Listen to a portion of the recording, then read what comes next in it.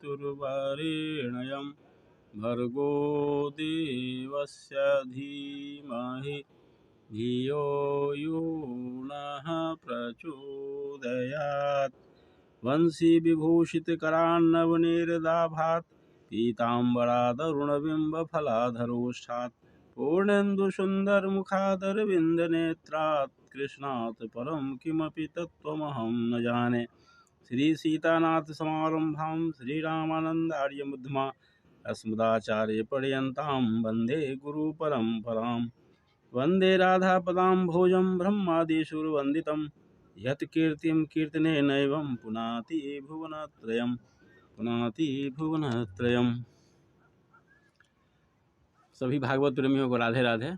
आइए आज पुनः आम्रपल्लवों की छाँव में बैठकर थोड़ा सा भागवत रस का पान करते हैं। हम लोगों ने अभी तक सुना कि जय और विजय 3 जन्मों की यात्रा पूरी करने के बाद वैकुंठ धाम कैसे लौटे, और भगवान भी कहते हैं भगवत गीता में कि अपि चेतस दुराचारो भजते मामन्य भाग साधुरेव समन्तव्यम सम्यक व्यवसितो हि सः क्षिप्रम भवति धर्मात्मा सस्व शांतिम निगच्छति कौन्तेय प्रति जाने ही न मे भक्तः प्रणश्यति। भगवान कहते हैं कि दुराचारी मनुष्य, कोई भी दुराचारी हो, अगर मुझे अनन्य भाव से भजता है तो वह भी साधु मानने के योग्य है।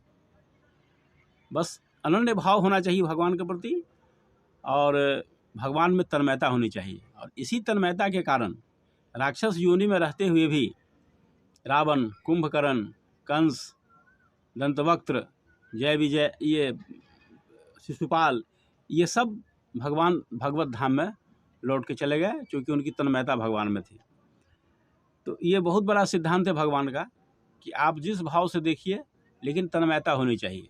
भाव कोई भी हो, वात्सल्य भाव हो, बैर भाव हो, द्वेष भाव है, लेकिन हम लोगों को चूंकि भगवान की बड़ी कृपा से मनुष्य का जन्म मिला है, तो हम लोगों को बैर भाव तो रखना है नहीं। हम लोग की तन्मयता भक्ति भाव से होनी चाहिए। भगवत गीता में भी तो आया है कि मन मना भव मद भक्तो मद्याजी मांग नमस्कुरु। मेरा भक्त बनो, मुझ में मन वाला बनो, अपना मन मुझ में लगाओ। भक्ति योग में भी आया है भगवत गीता में कि मई एव मन आध तस्व मई बुद्धिम निवेशय। मेरे मन को और बुद्धि को मुझ में निवेशित करो। तो बस यही चीज़ है कि हम लोग भक्ति भाव से अपने मन को, अपने बुद्धि को, चित्त को सब भगवान में निवेशित करें, तो हमारा कल्याण होगा। और यह निवेशित करने के 2 साधन पहले भी हम बताए हैं, चर्चा किए हैं कि एक पहला है भगवान के नाम का स्मरण, जो कलयुग में सबसे प्रधान विषय इसको माना जाता है कि भगवान नाम का सतत स्मरण होता रहे, जप होता रहे। और दूसरा है भगवान की चर्चा होती रहे। तो ये भगवान की चर्चा सत्संग में होती है। आप सत्संग में जाइए, आपस में बैठकर कहीं चर्चा कीजिए, ये होनी चाहिए। ये 2 कारण है जिससे भक्ति अंकुरित होता है मनुष्य के अंतःकरण में। तो ये हमको हमेशा याद रखना चाहिए। इसके बाद क्या प्रसंग आता है कि नारद जी ही सुना रहे हैं युधिष्ठिर को। युधिष्ठिर का प्रश्न है और यहाँ कई कथाएं एक साथ चल रही है। सुख सौनकादिक संवाद, सुखदेव परीक्षित संवाद हो रहा है, और उस संवाद के अंतर्गत जो है युधिष्ठिर नारद का संवाद भी चल रहा है अभी। तो युधिष्ठिर जी प्रश्न कर रहे हैं और नारद जी उत्तर दे रहे हैं कि हिरण्यकशिपु का जब वध हो गया, जब हिरण्याक्ष छोटा भाई था, हिरण्यकशिपु का जन्म तो पहले हुआ था, तो जुड़वा था दोनों। जुड़वा में जिसका जन्म पहले होता है वह छोटा माना जाता है। तो हिरण्याक्ष का जन्म पहले हुआ, लेकिन वह छोटा था। तो छोटे भाई की हत्या के बाद हिरण्यकशिपु बहुत रोष में था। वह भगवान विष्णु से बदला लेना चाह रहा था। वह इतने गुस्से में था कि चाहता था कि भगवान का खून पी जाए। यही स्थिति उसकी थी। भाई की मृत्यु से बहुत दुखी था वह। उसने एक दिन अपनी सभा में कहा कि देखो, देवताओं ने विष्णु को अपने वश में कर लिया है, तो अब अगर हम लोग को बदला लेना है उससे, तो तुम लोग जाओ और सनातन पद्धति के जितनी भी चीज़ें हैं, यज्ञ है, अनुष्ठान है, जप है, तप है, इन सब को विध्वंस करो। जो ऐसा करते हैं, जो सनातन धर्म का पालन करते हैं, उनकी हत्या करो, उनको मारो, उनके घरों में आग लगाओ। वो राक्षस था, अपनी राक्षसी विद्या सुना रहा था कि यह तो जैसा आप सब जानते हैं कि सनातन तो डेंगू है, मच्छर है, कोरोना है तो उसको मार डालो। तो इस तरह की वक्तव्य जो भी देते हैं सब राक्षस ही होते हैं। तो जब उन्होंने कहा, जब हिरण्यकश्यप ने अपने सेनापतियों को कहा तो सेनापति लोग उन सभी राक्षसगण धरती की ओर आए और उन्होंने विध्वंस करना शुरू कर दिया। सनातन धर्म से जुड़ी जितनी भी चीज़ें हैं, कहीं यज्ञ होता हो उसको विध्वंस कर दे, वैष्णवों के घर में आग लगा देना, ये सब उनकी दिनचर्या बन गई थी। और जितने भी शुभ कार्य लोग कर रहे थे उनको उनके काम में व्यवधान डालना है, उसको रोक देना है, बस यही उनका रह गया था दिनचर्या। कहीं भी जाओ सनातन को गाली दो, बस यही तो स्थिति है।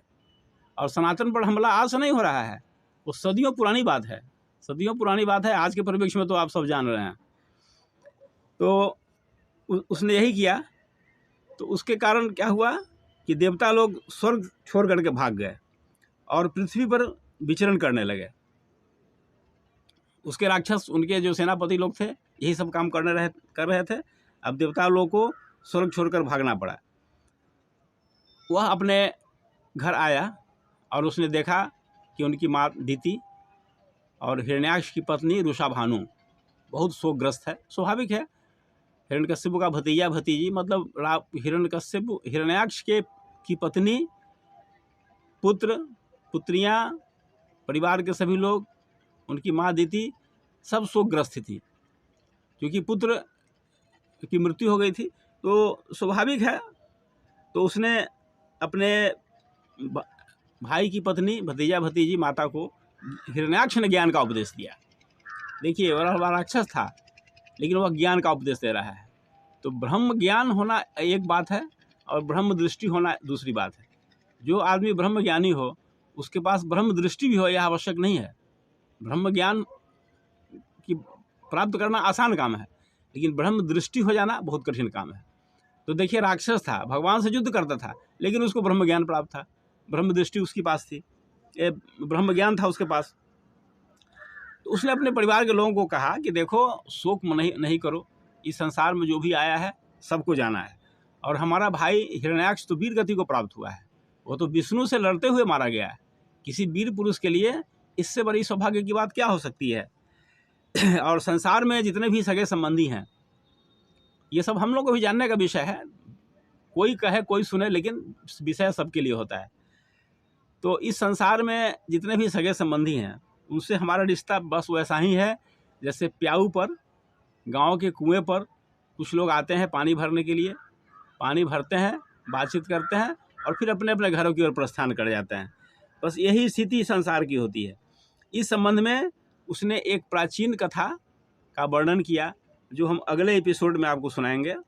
आज इतना ही, और आप लोगों से आग्रह के साथ कि इस संदेश को घर घर ले जाइए ताकि सनातन धर्म का जो रस है, जो सार तत्व है भागवत के रूप में, वह सब कोई जाने, सब कोई सुने, सबका कल्याण हो। ये भगवान का काम है, आप भी कीजिए, सौभाग्य की प्राप्ति आपको होगी।